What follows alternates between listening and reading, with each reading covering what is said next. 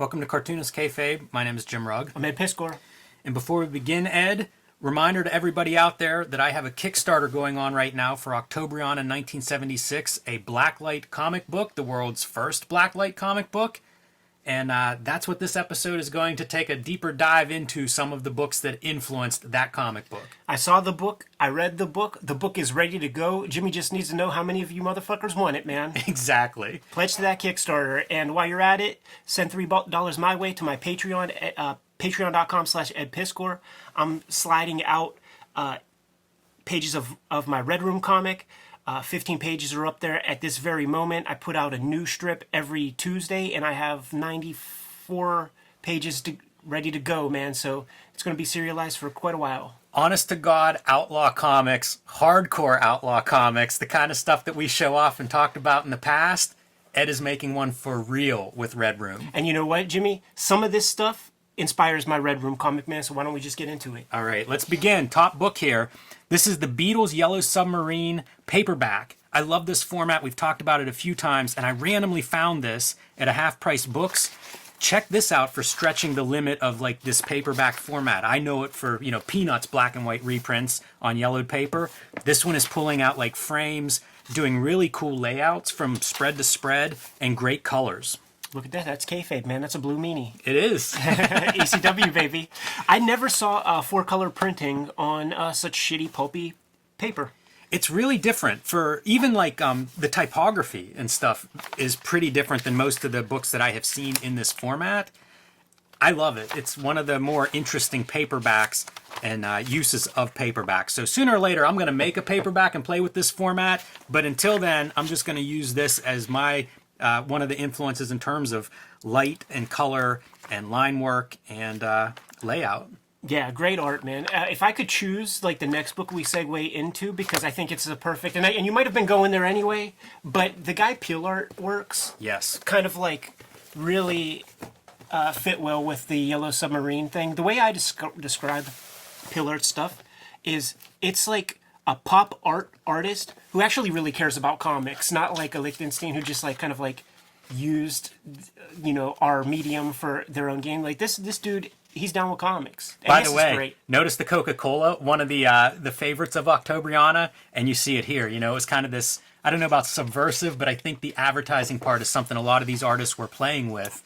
This one has not been translated to English as far as I know. Right. And I'm pulling this out because I actually found this in Copenhagen when I was there sick. At a really cool store, and they happen to have, Ed, your self-published WYSIWYG in that store as well. Scandinavia, man, a lot of hackers out there, and of course Pravda is the one with the chick with the cool ass panther motorcycle. Amazing. There's some animated stuff with this character online that's really worth your time to go check out. It's really fun, but what a cool design for a motorcycle. And again, notice the color and line art. That's the thing that really spoke to me. Cool, fashionable looking main character combined with really cool looking artwork. This is a 1960s book, I think. Certainly the other one is, Jodelle. Look at the amazing color separations. This isn't, dots that are so far apart that a Caucasian colored person looks like they have measles because the magenta dots are so far apart. These are very, very tight color separations, and I wonder if the seps, if it was actually photographed or something, and they used like the colored Zipatone screen to achieve the color. It's very possible. Great sound effects. This is like pop art, height of pop art time period. And the bright, flat colors, the primary colors, really inform the way I put together a palette for Octobriana. Jodelle, same artist. There is a great version of this book that Fantagraphics put out. It was one of Kim Thompson's last projects, and it is stunning. I have this version because I bought this years before the Fantagraphics version came out. But there is amazing stuff in it, and it gives a lot of background on Guy Pilar, the artist of this, including some of his commercial work outside of the comics world. So it's a really nice addition. If you see this and you think you want one, track that down. Fantagraphics did an incredible job of putting that book together. Let's not stick on this one too much because I would actually like to go through the story and like talk about that completely on its own in a future video. Like a lot of this stuff, this should be a quick hit. It is. Like as Mark Miller said, come in like assassins. Yes. One of the show favorites, Ben Mara's Terror Assaulter, One Man War on Terror. We call it Omwat in the Kayfabe studios. The first time I saw this is also a lot of Fantagraphics books in this pile, coincidentally. The first time I saw this, it was a risograph of just the first chapter. Yeah. And what stood out to me was 3 colors, almost Liechtenstein in color palette, you know, that blue, red, yellow, and then black and white. And so that limited palette really appeals to me. It's something that I put to work in Octobriana, but it just looks cool. And it's neat to see how you work with this limited of a palette and still create very effective pages. I don't doubt that some of the influences that went into Omwat are some of the things that we have on this very table.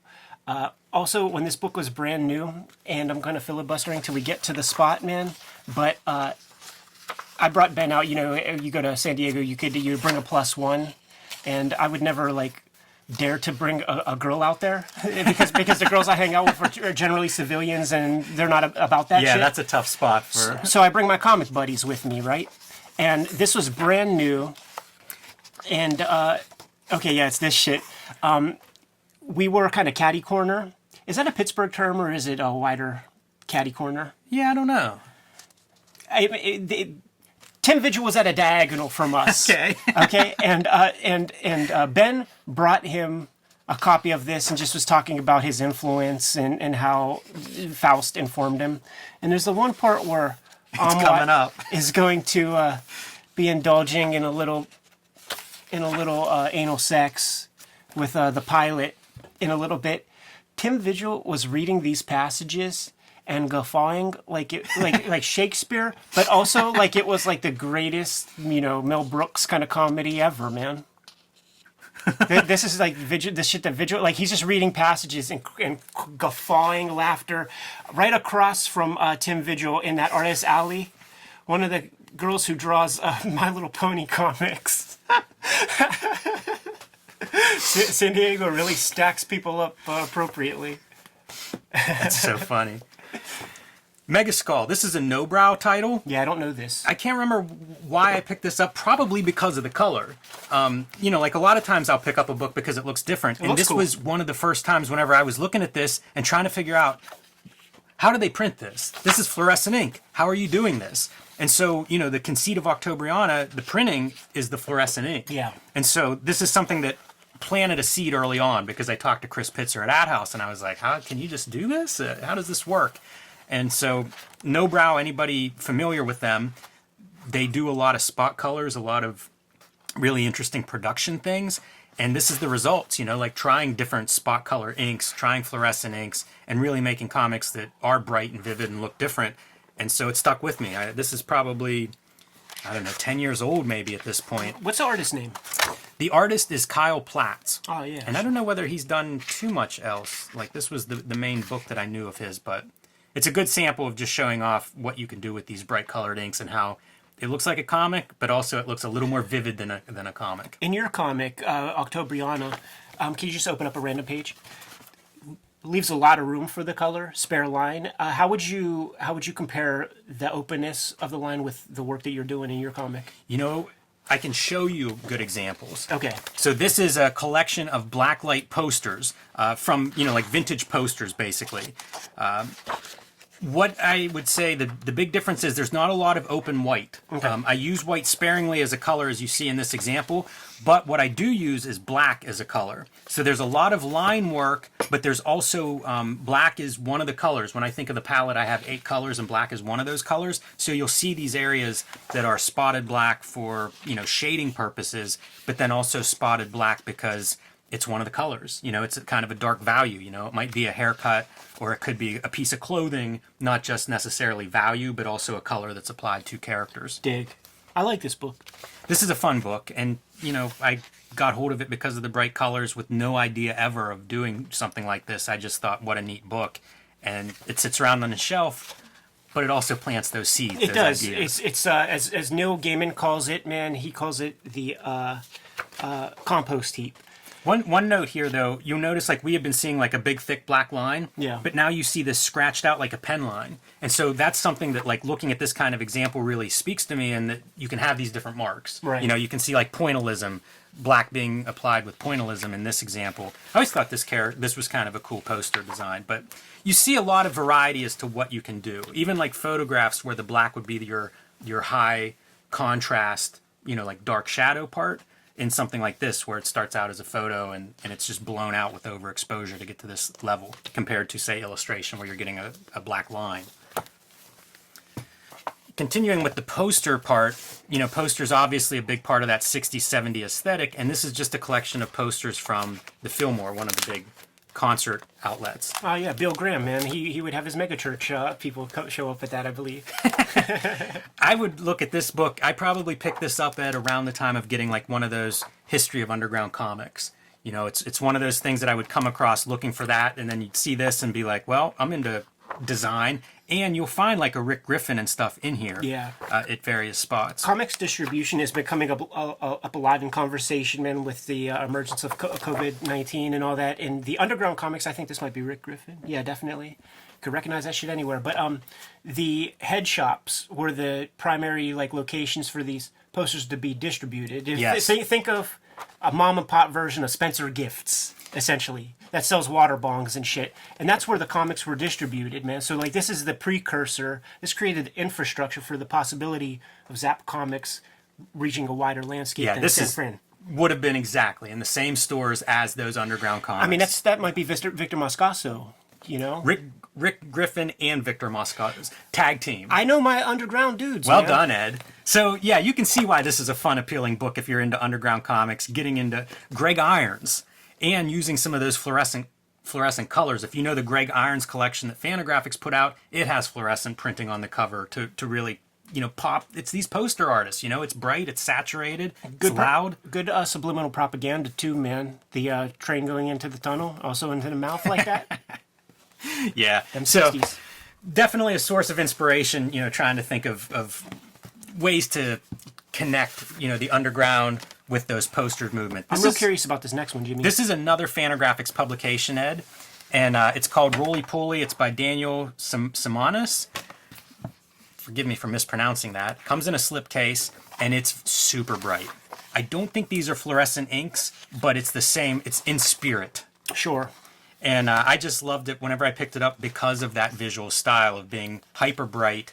And then it's really cool because the main character is on this motorcycle going to an arcade and then doing hallucinogenic drugs once she's in the arcade. But I thought I'd flip through the motorcycle sequence, tease everybody at home with this because it's pretty great going through this almost, I don't know, Tokyo-like city, a neon city at night. Some cool shots of the biker driving along. I mean, that's just about perfect. And then whenever she pulls up and stops the bike, skidding to a stop, reminds me of Akira a little bit, with the great bike scene in front of the Playsar arcade that she's going into, takes off the helmet, and we're ready to get crazy. That's real cool. Let me ask you, Jimmy, you're playing with these fluorescent inks. Are those Pantone colors? They are. There are fluorescent values you get out of the Pantone. You just specify those fluorescent. Cool. We'll get more into the production stuff as time goes on and the Kickstarter gets nigh to the completion. This is another Katie Skelly. She's been on our channel already. This is a book from Fantagraphics Underground, the agency. This is a collection of her adult comics, but the main influence would be the line work interacting with the color and the bright colors, limited palette. Also great typography. Oh, totally. I really love the design of this book. And this is a collection of short strips, so there's some different approaches to color. The limited palette is really something that I took away from this project and enjoyed doing. And you see artists do that. I think Ben did some really cool stuff where it'd be like a night scene and it's just blue and yellow. I think you see it in Katie Skelly's color work. I'm always excited by that. Even like the one color, it'd be like a spot color on top of your black and white. Yeah. And she does one story in here with magic marker that I absolutely love. At some point I'm going to do magic marker story because I just love how it looks. Would it be Kayfabe magic marker? Or are you going to buy some Prismacolors? I don't know. It sounds like a Kayfabe magic marker. We'll see. I haven't gotten there. It's scary to work with magic marker. You can't. There's no undo button for magic marker. But there are Xeroxes, so keep that in mind. For sure. And I just love the way this looks. And it's the same limited palette, but a really cool where you get some brush strokes are visible, or marker strokes, I guess. Some bleeding through, or even coloring outside the lines at times. Yeah. And just a very good look. So find that one attractive. And then a couple of classic cartoonists who we are going to profile in a bigger video. But Richard Corbin, who was doing, psychedelic comics probably before anybody in America with these crazy, great airbrush and blending and building his own color separations and drawing on them to get these kind of blends. I went to Angoulême last year, and Richard Corbin was one of the featured artists and had a big retrospective there. And that's literally, I was there with Chris Pitzer from Madhouse Books. That is literally where we put together the idea of doing a blacklight comic while standing in front of, work that looks like this. Yeah. Imagine this stuff coming out, like in the 70s, how vivid and bright this stuff is. Obviously, we come a little bit later than that, but as a kid, I had these boxes of back issues at like Ides, that I could just go down and scoop up a new comic willy-nilly whenever I get the money. My first real introduction to his work was the Warren Spirit magazines. Yeah. Would have a colored by Richard Corbin Spirit story, like a new one that Will Eisner did. And the excitement that I would have going down to Ides to just like pick up a new one when I would get another $2 or something. Dude, I wouldn't sleep the night before. I was like so stoked to like get my hand on some new. The Eisner part of it was huge for me, but also those color Corbin things were not to be slept on. Some of this stuff is really, like with the black borders, this kind of page, very similar to the aesthetic I end up with, where, black dominates your page layout, and then you're hitting it with some of these bright colors in between, some, very psychedelic sort of color palettes. This page in particular, I have a raid of a Siberian labor camp that's like blue, white, and purples. This stands out to me that way. And look at this, man. Like we're gonna have to do something on this book. This is a great book, total, everybody. But the Uncanny Valley kind of thing of like these like rubber mask like people. It's so captivating. It's wrong. There's nothing academically correct about the drawing of it, but it's so wrong. But it's so attractive, and look the at graphic this, man. impact. Look at this, Bernie Sanders 2020, right here.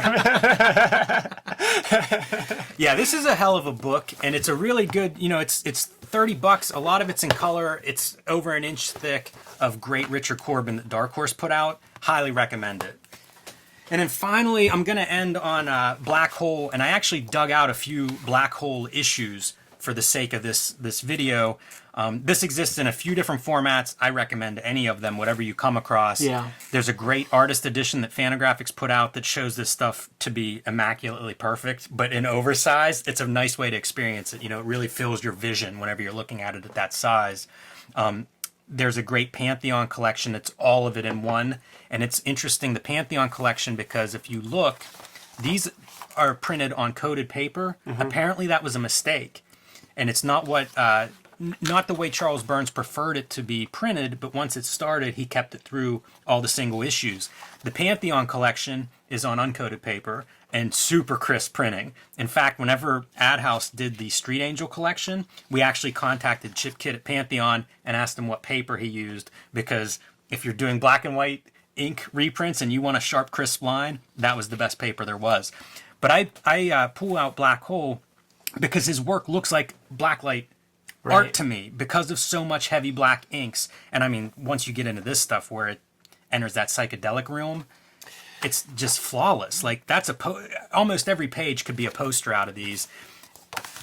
And also some kind of, they just have that sensibility. No, totally. And you're going to have to do one little piece of legwork when it comes time to produce the video, because right now there should be an image of the Iggy Pop album cover on there that really kind of like illustrates what you're saying about the color. Like it's the same kind of colors that we've been seeing, and to illustrate how those colors lend to the Charles Burns artwork, it just corroborates what you said earlier about it looking, black light-ish.